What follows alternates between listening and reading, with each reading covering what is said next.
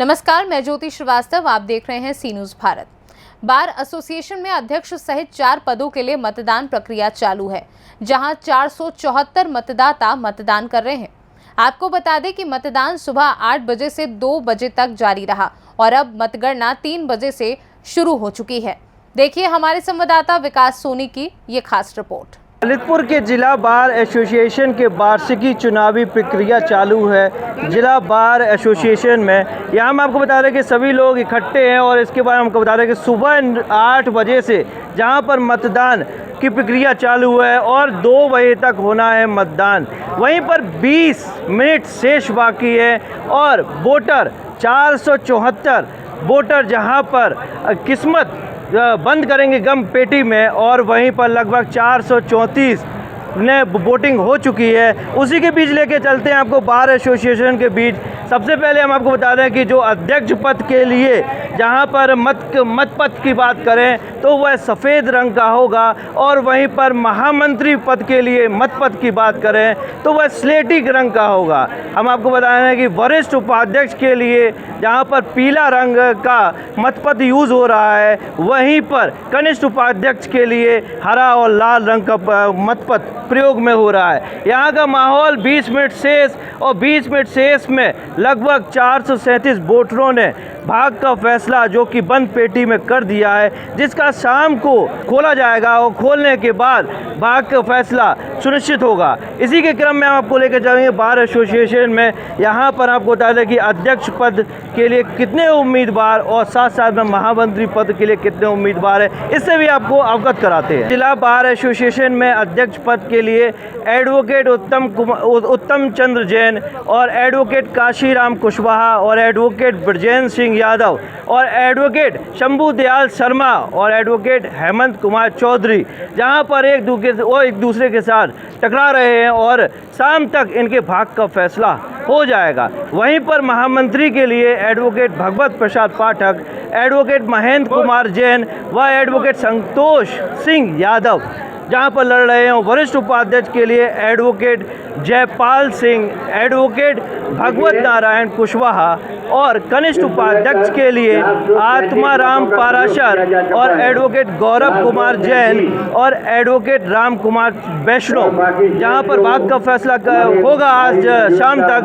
वहीं पर कनिष्ठ उपाध्यक्ष में एडवोकेट अवनीश कुमार और एडवोकेट गौरव कुमार सेन जहां पर प्रत्याशी है। यहाँ हम आपको बता दें कि कचहरी का प्रांगण जहां पर बार एसोसिएशन के बाहर भीड़ लगी हुई है और साथ साथ में समर्थक भी है, प्रत्याशी भी है और साथ साथ में 15 मिनट शेष के बाद 3 बजे जहां पर मतगणना होगी। मतगणना के बाद जो जीतेगा उसको जहां पर जीत का प्रमाण पत्र दिया जाएगा।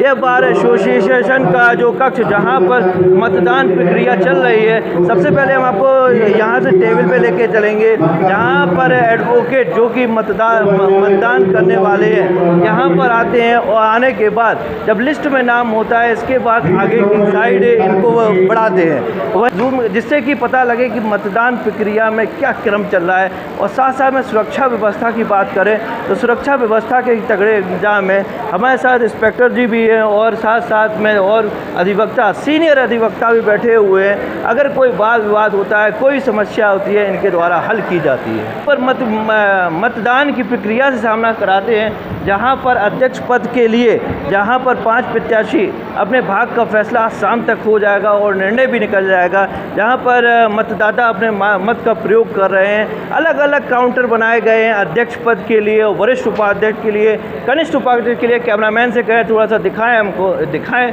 जहां पर ये व्यवस्था अलग अलग की गई है। हम आपको बता दें कि पारदर्शिता की व्यवस्था के साथ यहाँ पर हो रहा है मतदान। अब हमारे साथ है मुख्य चुनाव अधिकारी एडवोकेट प्रकाश चंद्र जैन जी, उनसे भी जानते हैं क्या व्यवस्था है और व्यवस्था के साथ साथ में सुरक्षा व्यवस्था और साथ साथ में मतगणना पर क्या है उनका कहना। नमस्ते। देखिए, क्या कहना चाहेंगे, क्या प्रक्रिया रही है? और देखिए, हमारे जिला बार ललितपुर का 23-24 का चुनाव का संपन्न होने जा रहा है।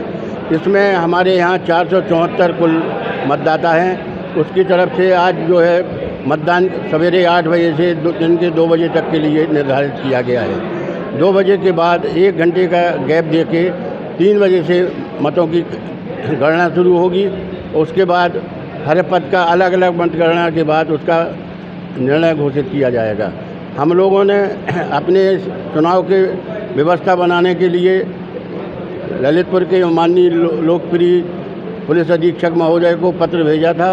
उन्होंने हम लोगों के पत्र का सम्मान करते हुए एक पूरा स्क्वाड मैं दरोगाओं के और सिपाहियों के यहाँ भेजा हुआ है, जो बाहर हम लोगों की सुरक्षा के लिए और व्यवस्था के लिए बैठा हुआ है और अपने कर्तव्य का निर्वाह कर रहा है, जिसकी वजह से हम लोगों का ये पूरा चुनाव शांतिपूर्वक व्यवस्था से चल रहा है। किसी तरह की कोई विघ्न उत्पन्न होने की संभावना भी नहीं है। जहाँ तक चुनाव का सवाल है, इसमें हमारे यहाँ बाकी पद तो निर्विरोध हो गए हैं, लेकिन अध्यक्ष पद पर 5 प्रत्याशी हैं, महामंत्री पर 3 प्रत्याशी हैं, वरिष्ठ उपाध्यक्ष जो 2 पद पर 3 प्रत्याशी हैं, वरिष्ठ उपाध्यक्ष 1 पद पर 2 प्रत्याशी हैं। इसके अलावा एक कनिष्ठ पद का पद है जो एक ही पद पर रहेगा। सभी लोगों में कंटेस्टेड है, कोई भी आदमी निर्विरोध नहीं हो रहा है। बड़ी गंभीरता से हमारे सहयोगी अधिवक्ता इस चुनाव को ले रहे हैं और गंभीरता से लड़ रहे हैं। शांतिपूर्वक व्यवस्था हो रही है, किसी तरह की कोई संभावना गड़बड़ी फैलाने की नहीं है। इसलिए हम लोग पुलिस व्यवस्था को और प्रशासनिक व्यवस्था को, नगरपालिका को, सारे व्यवस्थाओं के लिए धन्यवाद देते हैं और ये करते हैं कि भविष्य में जब भी हम लोगों को ज़रूरत पड़ेगी हम लोगों का सहयोग करेंगे।